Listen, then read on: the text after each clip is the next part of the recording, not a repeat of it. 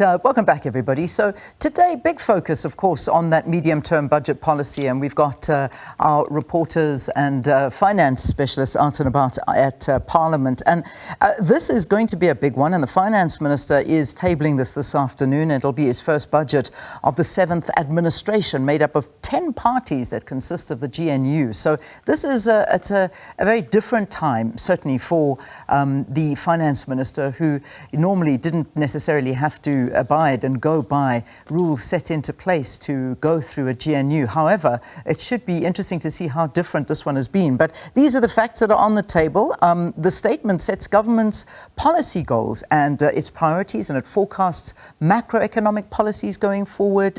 It projects the fiscal framework over the next 3 years by outlining spending and revenue estimates, amongst others. So that's pretty much so just a glimpse into what exactly this is all about. But, you know, we have been seeing our currency strengthening. We've been seeing all of the inflation numbers coming in the right direction. So we have been seeing a massive improvement within the economy, but it's the job creation, it's the growth that we're wanting to see, and people getting jobs, working and making money. That's really what it's all about, isn't it? So that is, I suppose, what everybody's going to be looking for. We're going to do a couple of discussions here in studio, and one that should be an interesting one, as always, is getting the opinion of the youth and their hope and expectations ahead of the midterm budget.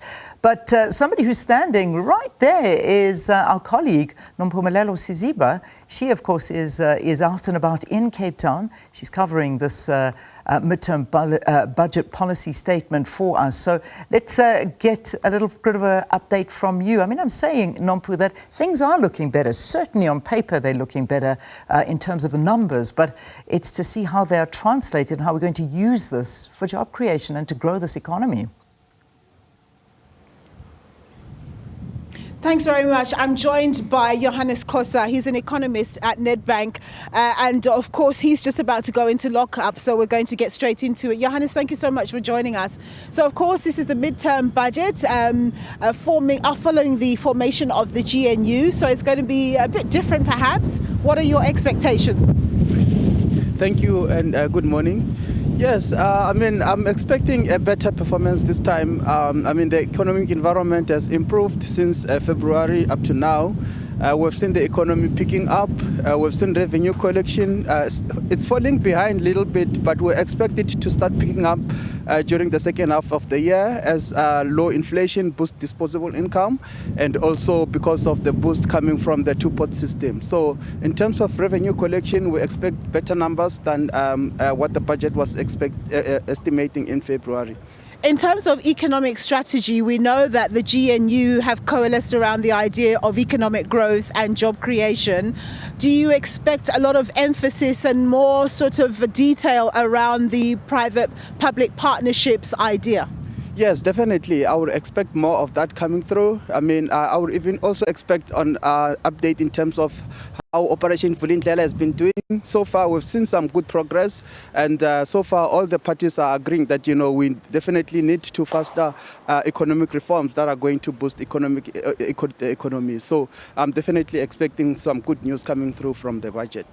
How about balancing the social side of things? Because, of course, there can never be enough resources. People are worried about teachers being cut in terms of positions because they say there isn't enough money because of austerity. And also, just general things that are needed. People want more in terms of social grants. But, of course, there has to be a balance. What do you expect him to say in that regard? Yeah, well, definitely it has to be a well-balanced budget. But again, we cannot continue to spending without generating revenue. I think trying to grow the economy would be better than just trying to spend. For example, if you think about the National Health Insurance, I think it's going to mention something about it, but we don't expect it to be starting to be implemented anytime soon. On the basic income grant, they're also going to mention that it's on the table, it's still under discussion. So until our government is comfortable that we have enough revenue, I don't think they're going to start implementing those big expenditure anytime soon. If you have checked the expenditure numbers, they're expecting to grow by around just over 4% now and in the next coming 3 years.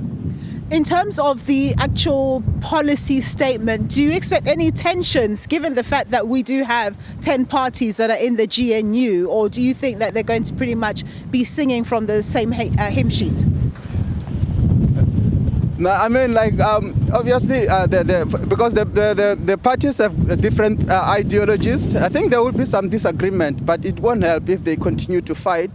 They'll just have to make a compromise and start to sing from the same hymn. Obviously, the differences will definitely be there, but I believe that, you know, the new government will try to find a way on how they can work together to build the economy. All right, Johannes, thank you so much for that. We're trying to make this look good, but we're literally being blown.